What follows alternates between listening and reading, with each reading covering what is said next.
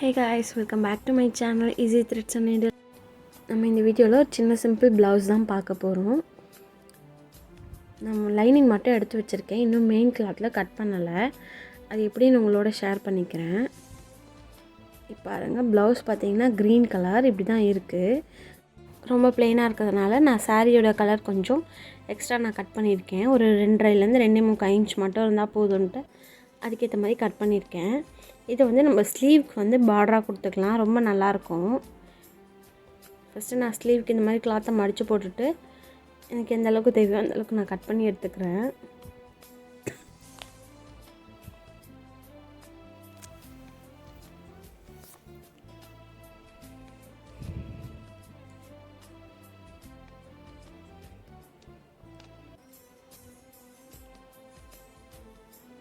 இப்போ வந்து நான் பேக் பார்ட்டை வந்து கட் பண்ண போகிறேன்.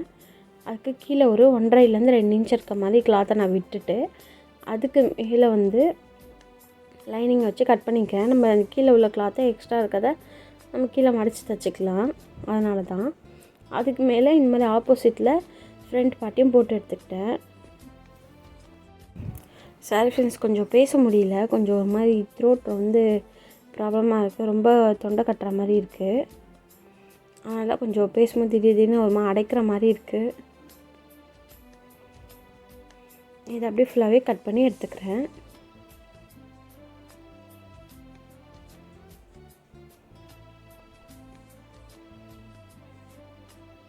அவ்வளோதான். இது அப்படியே நம்ம ஸ்டிச்சிங்கை அப்படியே கண்டினியூவாக பார்க்கலாம். இது ரொம்ப சிம்பிள் ப்ளவுஸ் தான், இது தெரியாதவங்களுக்கு யூஸ் ஆகும்ன்ட்டு நான் போட்டிருக்கேன். பேலன்ஸ் உள்ளதில் நம்ம பட்டி ரெடி பண்ணிக்கலாம். இப்போ வாங்க நம்ம ஸ்டிச்சிங் பார்க்கலாம். ஃபஸ்ட்டு நான் பேக் பார்ட் எடுத்துக்கிறேன். இவங்களோட நெக்கோட வித்து பார்த்திங்கன்னா 2.5, எக்ஸ்ட்ரா 2.75 வித்து. நம்ம வந்து 2.5 எடுத்துருக்கோம். இப்போ ஸ்டிச் பண்ணி வரும்போது 2.75 வந்துடும். அதே மாதிரி பேக் நெக்கோட ஹைட்டு பார்த்திங்கன்னா 10 வரணும். அதையும் நான் மார்க் பண்ணிக்கிட்டேன். இப்போ இந்த இடத்துலையும் நான் 2.5 மார்க் பண்ணிவிட்டு நம்ம அந்த பாக்ஸ் ஷேப் போட்டு எடுத்துக்கலாம்.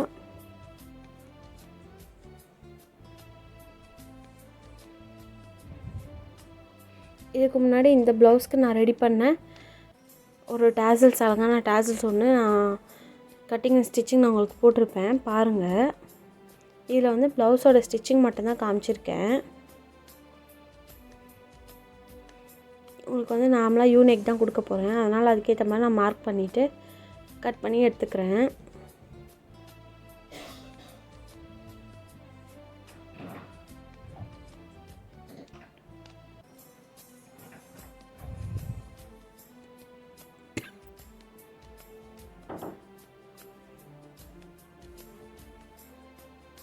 இப்போ கீழே வந்து திக்னஸ்க்காக நெக்லைன் வந்து திக்காக இருக்கணுன்றதுக்காக ஒரு லைனிங் ஒன்று கீழே கொடுத்துட்டு அதுக்கு மேலே மெயின் கிளாத் எடுத்து போட்டுக்கிறேன். உங்களுக்கு தெரிஞ்சிருக்கும் கீழே நான் ஒரு கிளாத் கொடுத்துருக்கேன்னு. இதுக்கு மேலே சென்டராக வர மாதிரி நம்ம லைனிங் எடுத்து வச்சிடலாம். நான் நெக்லைனுக்கு மோஸ்ட்டாக இந்த மாதிரி தான் ஸ்டிச் பண்ணுவேன். சப்போஸ் எதாவது பேட்டர்ன் ப்ளவுஸு அந்த மாதிரி போனால் மட்டும்தான் நான் கேன்வாஸ் யூஸ் பண்ணுவேன். அதே மாதிரி கிளாத் கொடுத்தும் நான் திருப்ப மாட்டேன். இந்த கிராஸ் பீஸ் அடித்து திருப்புறாங்க இல்லையா, அதுவும் நான் மோஸ்ட்டாக பண்ண மாட்டேன். அதில் வந்து ஒரு சில நேரம் வந்து நமக்கு அந்த ஷேப் வந்து சேஞ்ச் ஆயிரும். சப்போஸ் நம்ம தெரியாமல் இழுத்துட்டாலோ இல்லை ஏதோ பண்ணிட்டாலோ ஷேப் வந்து சேஞ்ச் ஆயிரும். அதனால் இந்த மாதிரி தான் நான் மோஸ்ட்டாக கொடுத்து ஸ்டிச் பண்ணுறது. இப்போ நெக்லைனில் ஒரு 1/4 இன்ச் அளவுக்கு ஒரு ஸ்டிச் போட்டு எடுத்துக்கலாம்.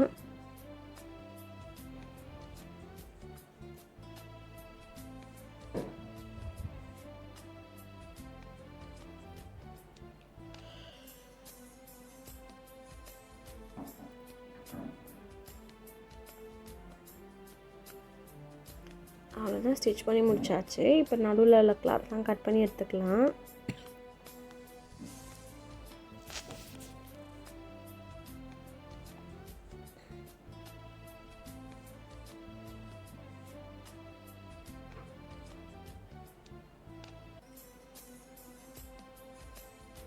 இப்போ கரெக்டாக நெக்லைனில் குட்டி குட்டி அர்க்காத் போட்டு எடுத்துக்கலாம். அதுக்கு முன்னாடி இங்கே பேக்கில் உள்ள எக்ஸ்ட்ரா கிளாத்தெல்லாம் நம்ம கட் பண்ணிக்கலாம். ஒரு 3/4 இன்ச்சிலேருந்து ஒரு 1 இன்ச் இருக்க மாதிரி எடுத்துக்கோங்க. அதுக்கு மேலே இருக்க கிளாத் நமக்கு தேவையில்லை, சும்மா டிஸ்டர்பன்ஸாக இருக்கும்.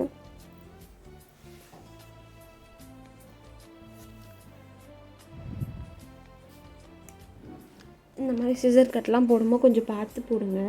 அந்த ஸ்டிச் மேலே கட் பண்ணிடாமல் பொறுமையாக கட் பண்ணுங்கள்.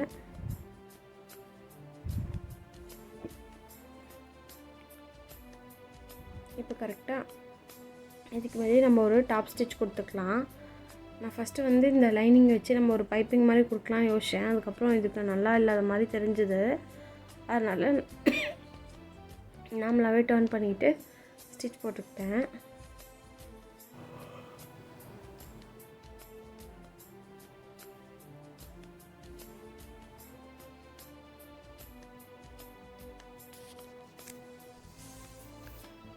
அவ்வளோதான், நான் ஃபுல்லாகவே ஸ்டிச் பண்ணி முடிச்சிட்டேன் நெக்லைனு.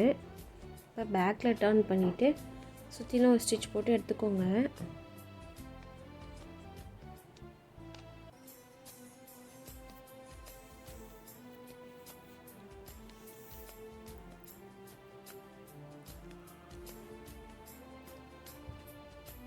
இப்போ கீழே இருக்க எக்ஸ்ட்ரா கிளாத்லாம் நம்ம அப்படியே மடித்து அந்த அளவுக்கு ஏற்ற மாதிரி நம்ம மடித்து தைச்சிடலாம். ஒரு 1 இன்ச் அளவுக்கு உள்ளே மடிக்கிற மாதிரி பார்த்துக்கோங்க. அப்போ தான் பார்க்க நல்லா நீட்டாக இருக்கும்.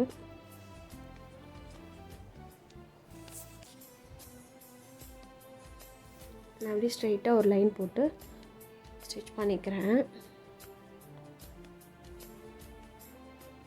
யாரெல்லாம் டெய்லரிங் பண்ணுறீங்களோ அவங்களாம் கண்டிப்பாக வந்து நல்லா தண்ணி குடிங்க. ஏன்னா நம்ம வந்து மிஷின்லேயே உட்கார்றதுனால பயங்கர உடம்பு ஹீட் ஆகும். அதனால் நமக்கு பல பிரச்சனை வர வாய்ப்பு இருக்குது. அதனால் நல்லா தண்ணி நல்லா இன்டேக் பண்ணுங்கள். ஃபுல்லாக உட்காந்து ஸ்டிச் பண்ணிகிட்டே இருக்காதீங்க. இடையில வாக் பண்ணிவிட்டு வாங்க. கொஞ்சம் ரிலாக்ஸ் பண்ணிவிட்டு ஸ்டிச் பண்ணுங்கள். நம்ம ஒரேடியாக தைக்கிறோன்னு சொல்லிவிட்டு அதுக்கப்புறம் நம்ம உடம்பு வீணாக போயிடும். அதுதான் சொல்கிறேன். ஏன்னா எனக்குமே அதான் ப்ராப்ளம். நம்ம உட்காந்து அப்படியே தைக்கிறதுனால ஆக்சுவலாக நான் ரொம்ப ஆர்டர்லாம் எடுக்கிறதில்ல, ரொம்பவும் தைக்கிறதில்ல. இருந்தாலும் நம்ம ஆல்ரெடி நம்ம உடம்பு ஹீட் உடம்புனால மிஷினில் உட்காந்ததுனால இன்னும் அதிகமாகிட்டு உடம்புல நிறைய பிரச்சனை வந்துருச்சு. அதனால தான் என்னால் இப்போ அதிகமாக வீடியோஸும் போட முடியல. ஏன்னா நான் ஸ்டிச்சிங்கே பண்ணுறதில்ல. அதனால் என்னாலையும் ஸ்பீடாக இது பண்ண முடியல. நமக்கு இப்போதைக்கு வரதை 1-2 மட்டும் உங்களுக்காக வீடியோவாக ரெடி பண்ணி போட்டுட்ருக்கேன். நம்ம உடம்பே வீக்காக இருக்குது. அதில் வந்து நம்ம இதுலேயே உட்காந்துட்டு இருந்தோம்னா இன்னும் நமக்கு அதை பெருசு பண்ணி விட்ருவோம். அதனால் எல்லாம் பார்த்து கவனமாக இருங்க. உடம்பு நல்லா பார்த்துக்கோங்க. நல்லா ஃப்ரூட்ஸ் எல்லாம் எடுங்க. நல்லா வாட்டர் இன்டேக் நல்லா எடுங்க. பாருங்கள், நான் அவ்வளோதான் ஃபுல்லாக ஸ்டிச் பண்ணி முடிச்சிட்டேன்.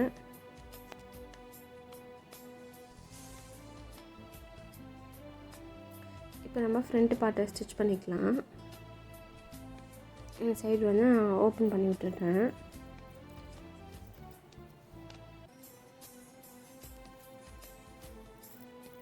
இப்போ அப்படியே நம்ம ஆப்போசிட்டில் வச்சுட்டு ஸ்டிச் பண்ண ஸ்டார்ட் பண்ணிக்கலாம்.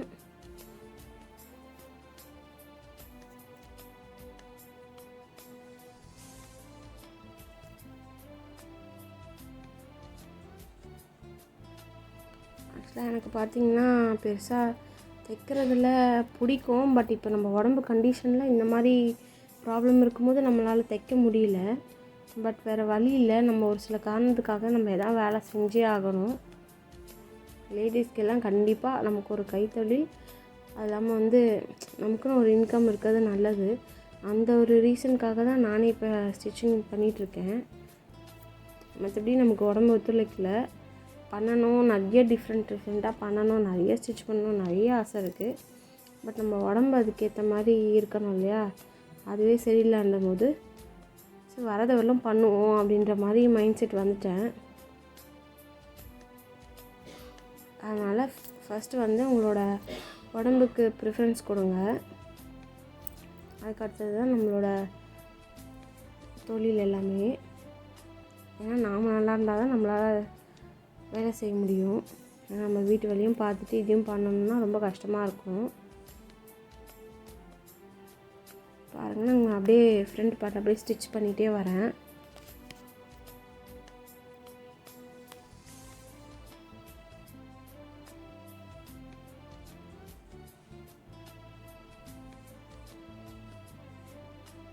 நமக்கே இவ்வளோ ப்ராப்ளமாக இருக்குது. நம்ம அம்மாங்கெல்லாம் எப்படி இருந்தாங்க, அவங்களாம் பார்க்கும்போதே பிரமிப்பாக இருக்குது.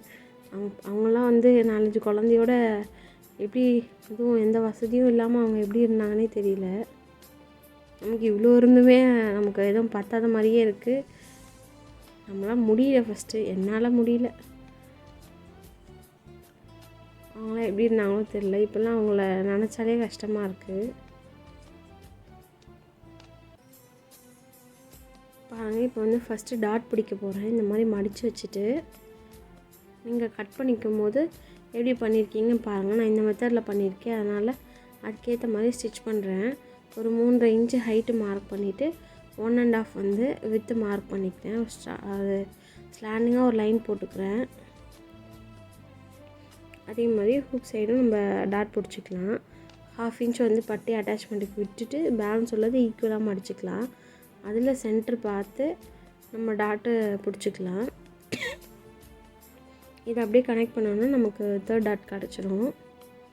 ரொம்ப ஈஸி தான், ரொம்ப கன்ஃபியூஸ் பண்ணிக்கவே தேவையில்லை. ஏன்னா எனக்கும் ஸ்டார்டிங்கில் இதுதான் வராமல் இருந்துச்சு. அதுக்கப்புறம் நிறைய ஸ்டிச் பண்ண ஓ இதுதான் கான்செப்ட் அப்படின்ற மாதிரி நானே அண்டர்ஸ்டாண்ட் பண்ணிவிட்டு ஸ்டிச் பண்ண ஆரம்பிச்சிட்டேன். இப்போ எனக்கு இதில்னு ஒரு எந்த ஒரு மிஸ்டேக்ஸும் வரதில்லை. மோஸ்ட்டாக எனக்கு பிரச்சனை வரும், என்ன வரும்னு பார்த்திங்கன்னா லூஸாக இருக்குது இல்லை டைட்டாக இருக்குது, இந்த 2 இஷ்யூ தான் வரும். ஏன்னா அதை வந்து நம்மளையும் குறை சொல்ல முடியாது, அவங்களையும் குறை சொல்ல முடியாது. கஸ்டமர்ஸும் ஒரு நேரம் உடம்பு லைட்டாக உடம்பு போடுவாங்க, இல்லை அவங்களுக்கு உடம்பு இளைக்கும். இல்லைனா நம்ம சைடில் என்ன மிஸ்டேக்ஸ்னால் வந்து அந்த துணி வந்து ஒரு சிலது வந்து நல்லா ஸ்ட்ரெச்சபிளாக இருக்கும், ஒரு சிலது நல்லா ஸ்ட்ரெச்சே ஆகாது, ஸ்டிஃப்னஸாக இருக்கும். அதை பொறுத்தும் மெஷர்மெண்ட் எல்லாமே மாறும். ஒரு சில கஸ்டமர்ஸ் வந்து புரிஞ்சுப்பாங்க, ஓ இதுதானா ஓகே அப்படின்னு அட்ஜஸ்ட் பண்ணிட்டு போவாங்க. ஒரு சில பேர் வந்து ரொம்ப ரூடாக பேசுவாங்க, என்ன நீங்கள் எப்போ பார்த்தாலும் இப்படி தான் பண்ணுறீங்க, எப்போவுமே இப்படி தான் இருக்குது அப்படின்ற மாதிரிலாம் பேசுவாங்க. நான் அதனாலேயே எனக்கு இந்த டெய்லரிங்கில் பொறுத்தவரையிலும் ஒரு கஸ்டமர் எனக்கு செட் ஆகலன்னா நான் விட்டுருவேன். அவங்க போயிட்டு கெஞ்சிட்டே இருக்க மாட்டேன். ஏன்னா அவங்களுக்கு ஸ்டிச் பண்ணி கொடுத்தா நமக்கு தான் தலைவலி, நம்ம தான் வந்து ப்ரெஷரோட டென்ஷனோடு இருக்கணும். அதனால் அவங்கள வந்து ஸ்கிப் பண்ணிட்டு போகிறது நல்லது என்னை பொறுத்த வரைக்கும். இது மாதிரியே நிறைய கஸ்டமர்ஸை நான் விட்டுட்டேன். நிறைய பேர் ரொம்ப குடைச்சல், ரொம்ப கடுப்பாக இருக்கும். அவங்கக்கிட்ட ஏன்டா இவங்கக்கிட்ட ஆர்டர் எடுத்தோன்ற மாதிரி மைண்ட் செட் வந்துடும். பாருங்க, அவங்ககிட்ட பேசிவிட்டு நான் அப்படியே பட்டி ஸ்டிச் பண்ணிட்டுருக்கேன். அவ்வளோதான். நம்ம இப்போ வந்து பட்டி ஜாயின் பண்ணிக்கலாம். எந்த கப்பு கரெக்டாக இருக்குமோ அதை எடுத்துக்கிட்டு இந்த மாதிரி உங்களுக்கு மேலே வந்து அந்த முக்கோணமாக ஒரு கிளாத் கிடைக்கும். அதுக்கேற்ற மாதிரி நம்ம ஷேப்பில் வச்சோன்னா ஸ்டிச் பண்ணி முடிக்கும்போது நல்லா நீட்டாக இருக்கும். நான் இப்போ அப்படியே ஜாயின் பண்ணிகிட்டே வரேன். உங்களுக்கு அந்த மெயின் டாட்டை வந்து நல்லா மடித்து உள்ளே போகிற மாதிரி வச்சுக்கோங்க.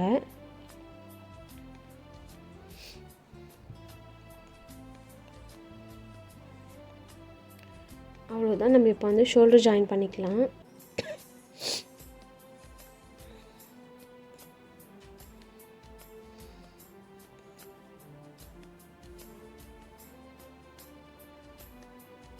இப்போ நம்ம வந்து இந்த 2 இடத்துலையும் வந்து ஓவர்லாக் பண்ணி கொண்டு வந்துடலாம்.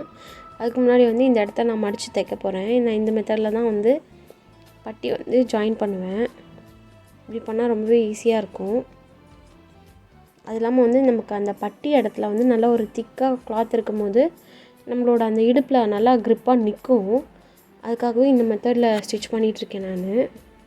எந்த ஒரு பிரச்சனையும் இல்லாமல் நீட்டாக இருக்கும். இப்போ நான் மடித்து வச்சதை அப்படியே நீட்டாக கொஞ்சம் கொஞ்சமாக அட்ஜஸ்ட் பண்ணி நான் ஸ்டிச் பண்ணிக்கிறேன். ஒரு சில நேரம் பார்த்திங்கன்னா துணி வந்து ஒரு மாதிரி கோணலாக போகிற மாதிரி இருக்கும். ஏன்னா அது துணியோட இதுவே அப்படி தான்.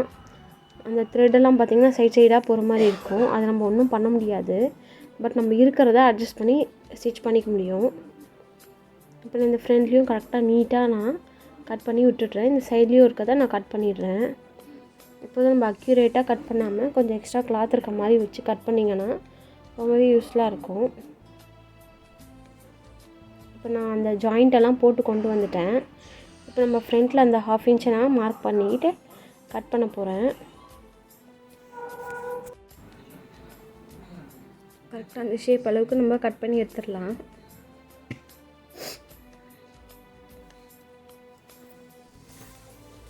இதே மாதிரி ஸ்லீவ்லையும் நான் அட்டாச்மெண்ட் பண்ணி கொண்டு வந்துட்டேன். இதையும் நம்ம கரெக்டாக ஆப்போசிட்டில் வச்சுட்டு ஸ்டிச் பண்ணிக்கலாம். சப்போஸ் உங்களுக்கு ப்ளவுஸ் வந்து ரொம்ப ப்ளெயினாக இருக்குதுன்னு நீங்கள் ஃபீல் பண்ணிங்கன்னா, இது மாதிரி சாரீ கொஞ்சம் கான்ட்ராஸ்ட்டாக இருந்ததுன்னா நீங்கள் இந்த மாதிரி கொஞ்சம் கிளாத்தை வந்து அதோடய சேர்த்து கட் பண்ணிட்டீங்கன்னா உங்களுக்கு அந்த ஜாயிண்டெல்லாம் எதுவுமே தெரியாது. பார்க்க சேம் கிளாத் மாதிரியே இருக்கும், உங்களுக்கு ஒரே த்ரெட்டாகவே இருக்கும், பார்க்க நல்லாயிருக்கும். இந்த மாதிரி வேணால் ட்ரை பண்ணுங்கள். கீழே கரெக்டாக 1/2 இன்ச்சில் ஒரு ஸ்டிச் போட்டுகிட்டே வரேன்.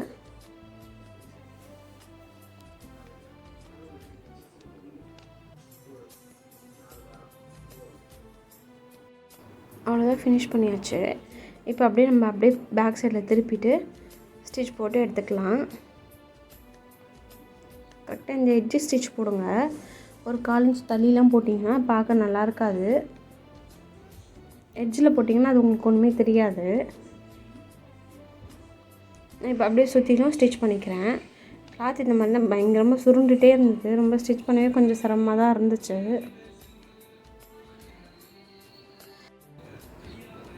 இது அப்படியே சுற்றிலும் ஸ்டிச் பண்ணிக்கிறேன். எங்கள் பாப்பா தான் வந்து இடையில வந்து கேமராவில் காட்டணும்னு சொல்லிட்டு கை காமிச்சிட்டு போயிட்டு இருந்தா.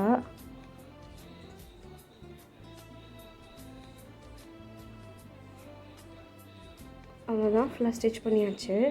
இப்போ எக்ஸ்ட்ரா உள்ளதை நம்ம நீட்டாக கட் பண்ணிக்கலாம். இப்போ நான் ஹூக் பட்டி ஐ பட்டியும் ரெடி பண்ணிட்டேன். இது எப்படி மடித்து தைக்கிறது மட்டும் பார்க்கலாம். இதை பற்றி நான் ஒரு டீட்டெயில் வீடியோ என்ன சொல்லுங்கள், நான் உங்களுக்கு டீட்டெயிலாக போடுறேன். இந்த மெத்தடில் நீங்கள் ஹூக்ஸ் எல்லாம் ஸ்டிச் பண்ணும்போது அது உங்களுக்கு அந்த அளவுக்கு துரு பிடிக்காது. நல்லா எந்த அளவுக்கு நீங்கள் இழுத்து போட்டாலும் நல்லா வெளியே வராது உங்களுக்கு. இதே நம்ம கையில் தைச்சோம்னா அது நம்ம இழுத்து போட அந்த நூல் வந்து லூஸ் ஆகிட்டு நிறைய வந்துடுது ஒரு சில இதெல்லாம். ஆனால் இந்த மெத்தட் ட்ரை பண்ணுங்கள், ரொம்பவே நல்லாயிருக்கு. இந்த ஹூக் அண்ட் ஐ வந்து நல்லா நீட்டாக முடிச்சாச்சு. இப்போ வந்து ஸ்லீவ் அட்டாச்மெண்ட் பார்க்கலாம். நான் ஃபுல்லாகவே ஓவர்லாக்லாம் போட்டு கொண்டு வந்துட்டேன்.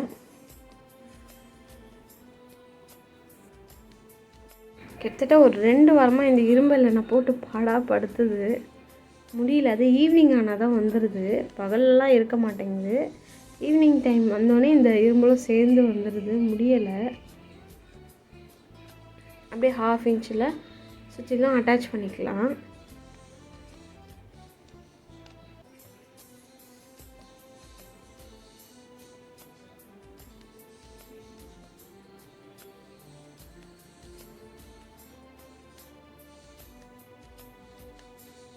இப்போ இன்னொரு சைடும் இதே மாதிரி நான் அட்டாச் பண்ணிக்கிறேன்.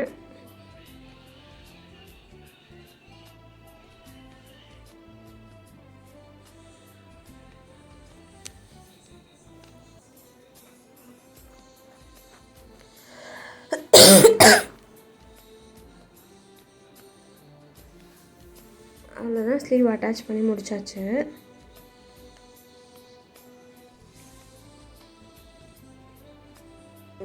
நமக்கு நல்லா நீட்டாக வந்திருக்கு. இப்போ வந்து சைட் ஜாயிண்ட் வந்து நமக்கு ஒரே ஸ்ட்ரெயிட் லைனாக வரணும். நான் எந்தெந்த அளவெல்லாம் மார்க் பண்ணிவிட்டு நம்ம லைன் போட்டோம்னா ஸ்ட்ரெயிட்டாக வந்தாலே அந்த ப்ளவுஸ் வந்து உங்களுக்கு பர்ஃபெக்டாக இருக்குதுன்னு அர்த்தம்.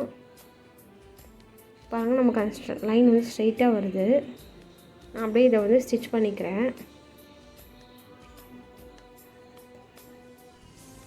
இந்த பின்ஸ் எல்லாம் நான் ரிமூவ் பண்ணிக்கிட்டு நம்ம எக்ஸ்ட்ரா எத்தனை ஸ்டிச் வேணுமோ அதை போட்டு எடுத்துக்கலாம்.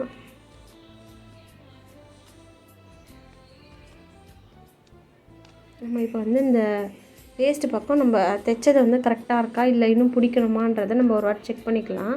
பாருங்கள், 2 ஈக்குவலாக கரெக்டாக இருக்குது. அதுதான் அளவு ப்ளவுஸு.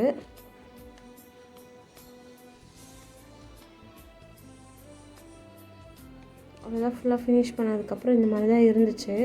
நான் நல்லா நீட்டாக அயர்ன் பண்ணி எடுத்துக்கிட்டேன். இது மாதிரி தான் நம்ம டாசல்ஸ் வந்து ரெடி பண்ணியிருக்கோம். இதுக்கு முன்னாடி வீடியோவில் நான் இதை போஸ்ட் பண்ணியிருப்பேன், பார்க்காதவங்க பாருங்கள். இந்த மெத்தடில் ஒன்று ட்ரை பண்ணி பாருங்கள், ரொம்ப நல்லா இருந்துச்சு. நெக்ஸ்ட் டைம் வந்து இந்த மேலே உள்ள அந்த ட்ரையாங்கிளில் ஏதாச்சும் குட்டி குட்டி பீட்ஸ் வச்சு ஒர்க் பண்ண இன்னும் நல்லா கிராண்டாக தெரியும்னு யோசிச்சு வச்சுருக்கேன். நெக்ஸ்ட்டு நம்ம வந்து அது மாதிரி ட்ரை பண்ணலாம்.